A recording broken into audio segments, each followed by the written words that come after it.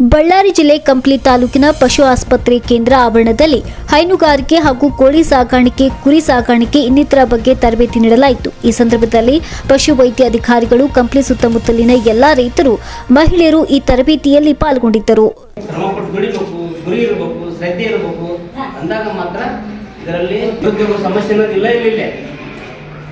ಯಾರು ದುಡಿಯಾಕ ಮನಸ್ಸು ಮಾಡ್ತಾ ಇಲ್ಲ ಅವ್ರಿಗೆ ನಿರುದ್ಯೋಗ ಯಾವಾಗದ, ಉದ್ಯೋಗ ಕೊರತೆ ಯಾವಾಗಿದೆ.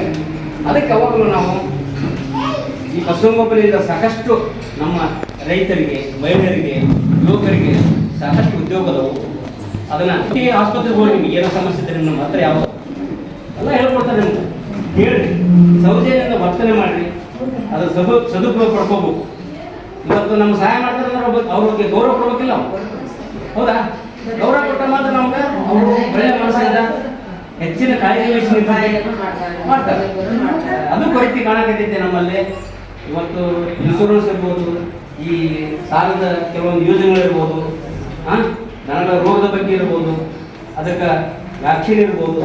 ಮನೆ ಬಾಗಿಲಿ ಬಂದಾಗ ತಾವೆಲ್ಲರೂ ಸಹಕಾರ ಕೊಟ್ಟು ಆ ಕಾರ್ಯಕ್ರಮ ನೀವು ಉಪಯೋಗ ಪಡ್ಕೊಂಡ್ರೆ ನಿಮ್ಮ ದನಗಳು ಚೆನ್ನಾಗಿರ್ತವೆ, ನಿಮ್ಮ ಆರ್ಥಿಕ ಅಭಿವೃದ್ಧಿ ಆಗ್ತದೆ, ನಿಮ್ಮ ಆರ್ಥಿಕ ಬೆಳವಣಿಗೆ ಜಾಸ್ತಿ ಇರ್ತದೆ. ಇನ್ನೂ ಅನೇಕ ಸಂಪನ್ಮೂಲ ವ್ಯಕ್ತಿ ಬರ್ತಾರೆ.